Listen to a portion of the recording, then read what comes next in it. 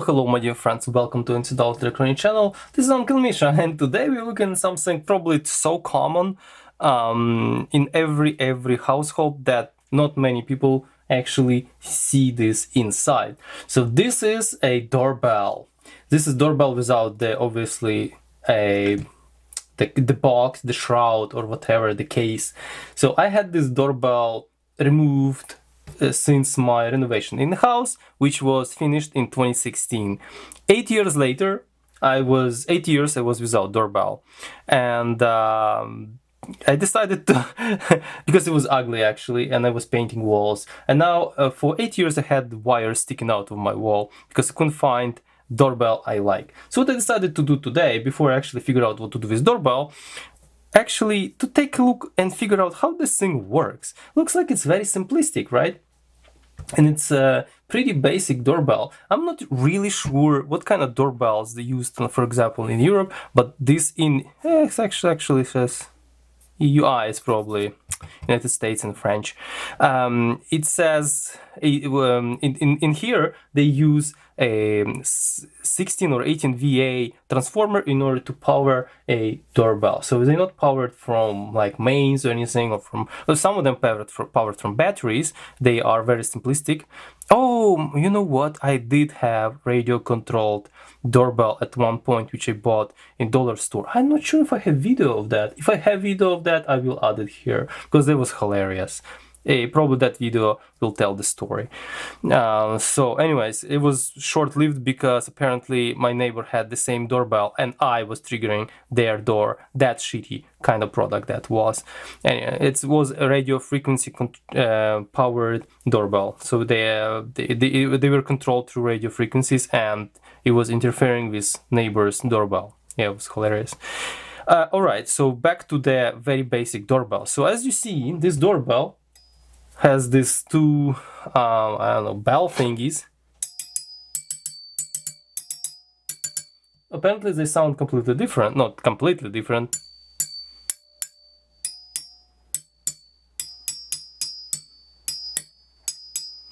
Something like that. And there are two solenoids right here, okay? So two solenoids. We have 3 contacts. So let's figure out how this thing works, because it looks like it's super simplistic. 2 solenoids. So why do we have 2 solenoids? Let me draw and 3 contacts. Let me draw a little bit of a diagram here. Okay, let's draw. So apparently we have 3 inputs.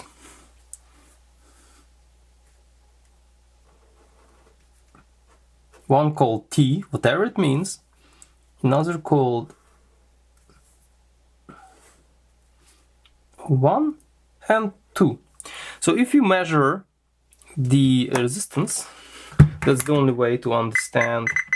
Alright, we are in amperes mode. Okay.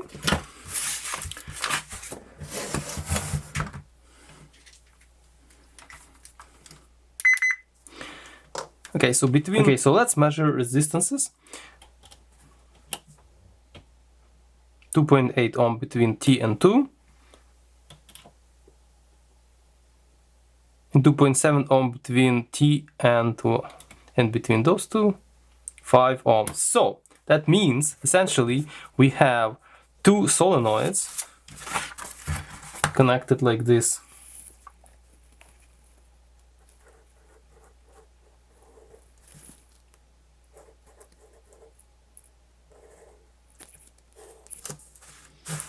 That's it. And this one has the shaft, and this one has the shaft. So this is as simple. So we have L1, L2.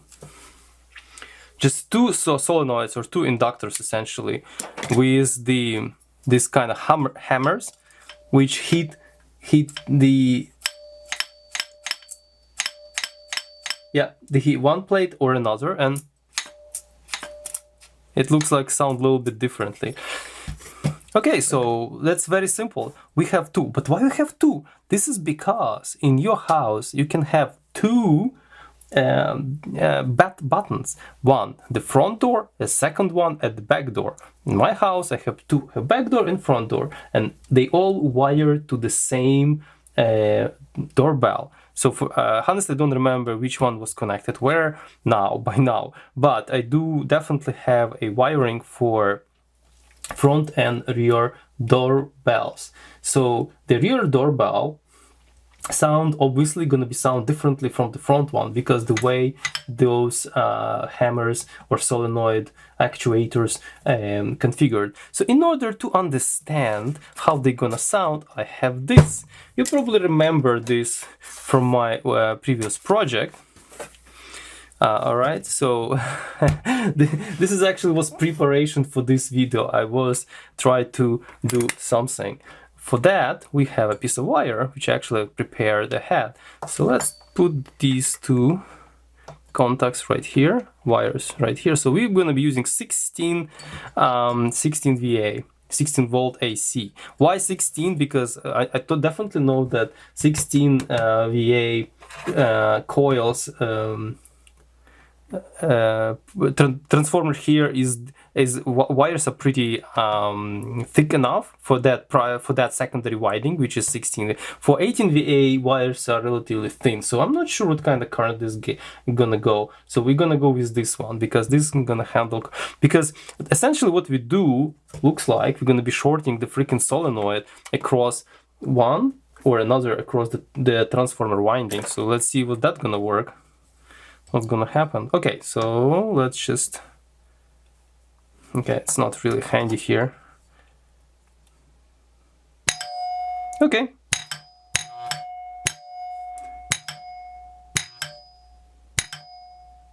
That's pretty loud and pretty simple. So when you hold it, look, it starts buzzing 50 or 60 hertz, obviously, because it just energizes solenoid and then it just like bzzz. But when you give the first contact, it just completely sucks in this shaft all the way up, and then it stays there and starts vibrating. When you release it, it bangs it back. So essentially, it's this, because of this spring in this kind of extracted condition, but when you energize the inductor, it just jumps back in and just sits there in the center and vibrates. So let's try to use another one. Sounds a little bit different, but the same exactly story. So one door and second door would sound probably... I like actually this one more, like sound better to my ears. This one is kind of annoying, so I'm going to be using for the front door. This one back door, I don't actually do care. So I'm planning to reuse this thing. So what? Obviously, because those two solenoids are connected, let's try to do this.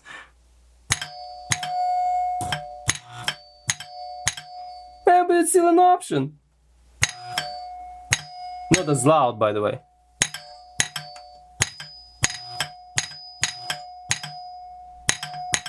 Not as loud because obviously two inductors, they have extra resistance and energy split between two of them. They're pretty much equivalent resistance, equal resistance. So as you see, oh, I have another idea. Let me measure the current actually passing through.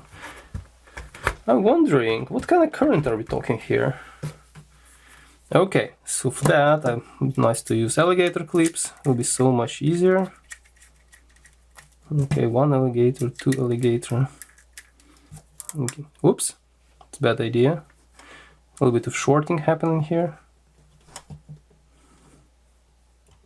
I can just secure one.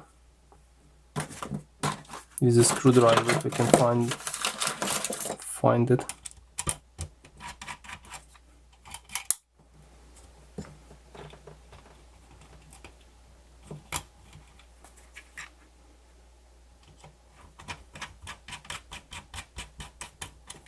Ta-da! All right, we are in amp mode. I believe we are, because of the sparks, we are talking about some amps here. So let's see. Wow, 2.8 amp. That's a serious current here.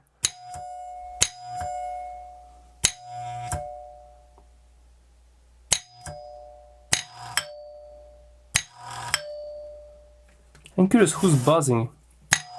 Yeah, this solenoid. All right, so 2.9, 2.8. So they are clearly have different resistances, but the current passing by, it's close to 3 amps. So this is serious business. So not every transformer. Some of the transformers actually designed for 16 volt, but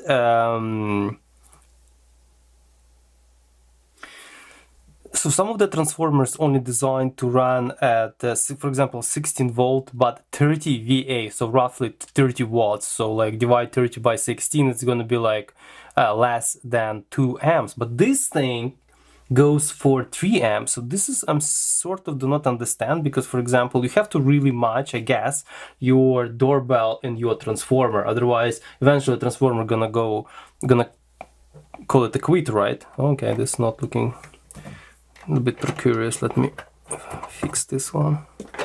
Just not to short it, because I don't really have a fuse on secondaries.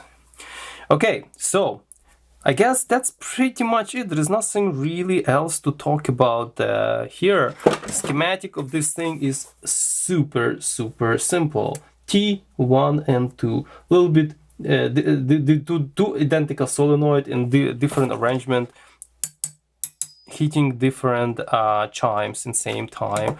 I'm just curious, does it say any sort of current thingies? No. Never use oil or grease on plungers. This thing called plungers. I was calling them hammers. They are plungers. Yeah. All right. So I think this is gonna be it. There is nothing else to talk about. Little doorbell. We know definitely that it chews up 3 amps like no tomorrow. So this is really powerful little guy. Really loud and really annoying. But I couldn't find any better doorbell, honestly. This one is actually working. It can, you know, when I'm sleeping, it definitely can wake me up in the middle of the night. Hilarious. Anyways, so I hope this was a useful video, because it was first of all interest of mine to understand how to hook it up and how it works. And also I thought it would be interested to you to understand how a very humble doorbell works. So thank you guys for watching. Please stay tuned for more videos. If you like, please subscribe, like, dislike, comment. We'll be happy to hear from you. Stay safe and ciao.